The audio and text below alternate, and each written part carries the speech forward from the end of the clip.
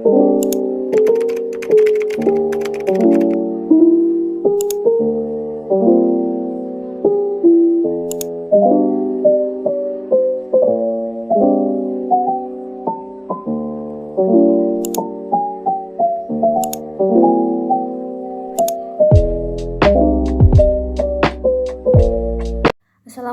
warahmatullahi wabarakatuh. Perkenalkan, nama saya Putri Alam Nasroh dengan NIM 221221049.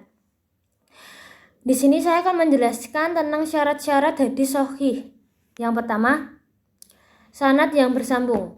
Sanad hadis dianggap terputus ketika satu atau lebih riwayat perawi terputus.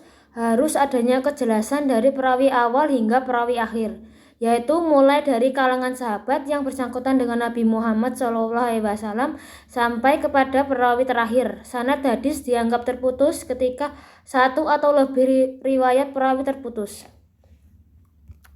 Yang kedua, keadilan para perawinya. Adil adalah sikap yang berada di tengah-tengah, jujur, lurus, dan tulus. Seorang perawi harus mempunyai sifat adil, yaitu beragama Islam, balik, berakal, memelihara merudah, dan tidak berbuat maksiat. Sehingga dengan adanya sifat adil, perawi akan mengamalkan perintah agama, tidak berbohong, bertakwa, dan menjauhi segala perbuatan buruk, maksiat, dan hal-hal yang merusak diri. Yang selanjutnya, dobit yang sempurna. Dobit mengacu pada seorang perawi yang telah mempelajari hadis dengan benar dan dengan hafalannya yang kuat, sehingga dia bisa mengungkapkan lagi ketika meriwayatkannya. Hal ini bertujuan supaya tidak ada kelalaian dari seorang perawi ketika menerima dan menyampaikan sebuah hadis. Dobit dibagi menjadi dua macam, yaitu dobit sadri.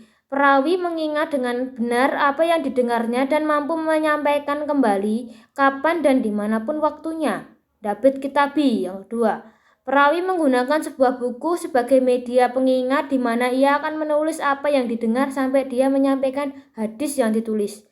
Ia akan menyampaikan buku tersebut agar terjaga dari kesalahan. Yang selanjutnya, tidak syahid.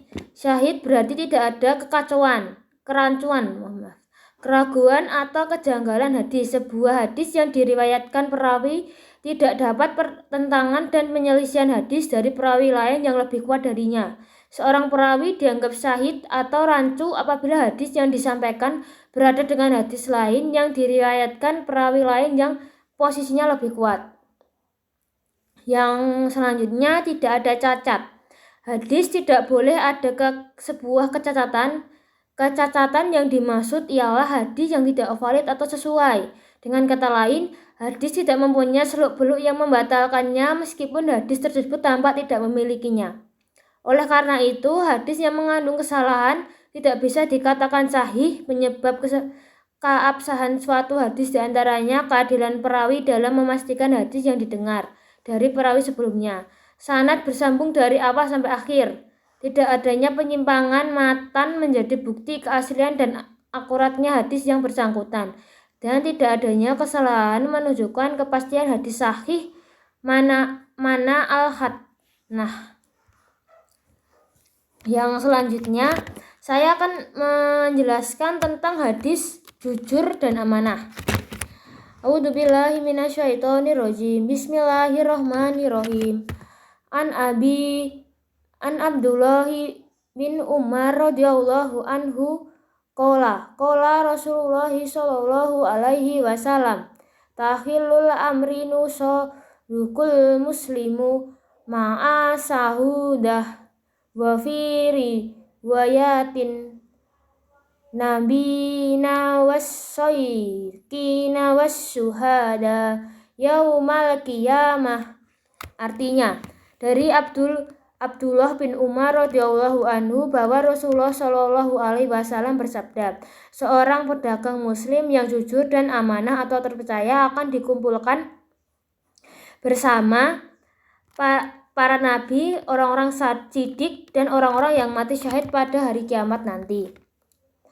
Penjelasannya yaitu yang dimaksud jujur di sini adalah bahwa seorang konselor itu harus bersifat transparan, autentik, dan asli. Sikap jujur ini sangat penting dalam konseling karena alasan-alasan berikut. Yang pertama, sikap keterbukaan memungkinkan konselor dan klien untuk menjalin hubungan psikologis yang lebih dekat satu sama lainnya dalam proses konseling. Konselor yang menutup atau menyembunyikan bagian-bagian terhadap klien dapat menghilangi terjadinya relasi yang lebih dekat.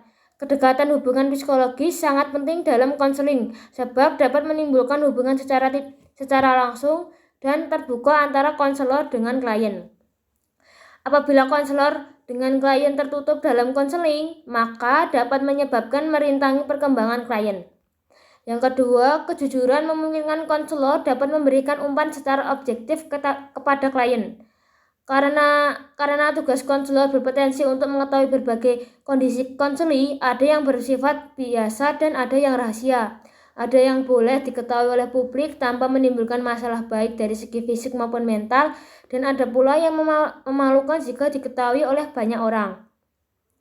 Dalam hal ini, konselor harus dapat menjaga rahasia. Jika hal ini tidak terlaksanakan, maka orang yang bermasalah enggan untuk berkonsultasi dengan konselor sehingga proses konseling tidak sampai terjadi atau hubungan antara konselor dengan konseling dapat terganggu. Sekian penjelasan dari saya, kurang lebihnya mohon maaf. Assalamualaikum warahmatullahi wabarakatuh.